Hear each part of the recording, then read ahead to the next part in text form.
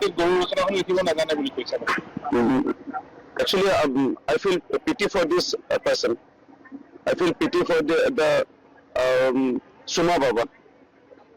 Really, he deserved that, Suma Baba. All people ignored him. If you see the opposition alliance, he has been threw out from the opposition alliance. Now respected people from Sipsagar Vidhan Sabha constituency. This time they will throw out this person, Suma Baba.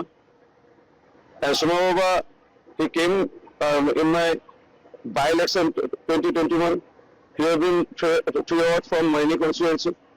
And this time also, his candidate will be thrown out from Maini constituency. And I think he will never come back to Maini ever.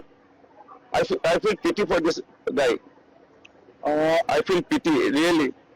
And this time, he will be nowhere.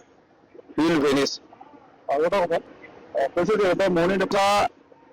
মই নপঢ়িব পাৰোঁ, ল বিষয়ে কিমান জানো এইটো প্ৰমাণ যে আজিলৈকে মই জেল যাব লগা হোৱা নাই। And this guy he have been sentence to jail several time. তাৰ পাপৰ ভাগিদাৰ চেক্ৰেটাৰী জীৱনত ইয়াৰ মাৰ্ক কেতিয়াও তেওঁ নাপায়। সেইকাৰণে ৰিয়েলি আই ফিল পিটি ফৰ দিছ পাৰ্চন। মৌনীত এখন যুঁজ হ'ব বুলি মই এইটোৱে ক'ম, ইয়াত যুঁজ বুলিবলৈ ইয়াত কংগ্ৰেছৰ মোৰ মা 3বাৰ MLA, মই কংগ্ৰেছৰ 4বাৰ MLA আছিলোঁ। কংগ্ৰেছৰ এটা দখল আছে, কংগ্ৰেছৰ হয়তো ইয়াৰ লগত যুঁজ হোৱাৰ এটা সম্ভাৱনা আছে। আৰু বেলেগ ইয়াত কোনো ৰাজনৈতিক দলৰ না কেতিয়াও আছিল ইয়াত চিহ্ন, আৰু না কেতিয়াও ভৱিষ্যতে হ'ব। ইয়াত বেলেগ দলৰ কথাই নাই। আৰু থাকিল কথা আজিৰ তাৰিখত যিটো প্ৰেক্ষাপট, যিটো ছবি, এই ছবিটোত আমি 40,000 আমিতো জিকি আছোঁ, কিন্তু আমি চেষ্টা কৰি আছোঁ 50,000 কেনেকৈ জিকিব পাৰি। আৰু জিকিবলৈ মৰিয়নি সমষ্টিত মানে এজন মন্ত্ৰী আহে, মন্ত্ৰী আহি পেলাই মৰিয়নি আৰু বিকাশ কৰে, সেইটোত আমি লাগি আছোঁ। মই বুলি নহয়, এই পাৰ্টি যোনে হয়, পাৰ্টি ঘোষণা কৰা নাই এতিয়ালৈকে। পাৰ্টি মানে হ'ব পাৰে এক মুহূৰ্তত। আমাৰ ভাৰতীয় জনতা পাৰ্টীৰ কেন্দ্ৰৰ ৰাজ্যিক নেতৃবৰ্গে সিদ্ধান্ত ল'ব, ইয়াত মই ক'বলগীয়া নাই। কিন্তু যোনে কেন্দ্ৰীয় হয় তেওঁক ইমান ভোটত জিকাবলৈ মন আছে যে মৰিয়নি সমষ্টি মাননীয় মুখ্যমন্ত্ৰী লাগি আছে অসম ভাৰতৰ শ্ৰেষ্ঠতম 5খন ৰাজ্যৰ ভিতৰত আহক।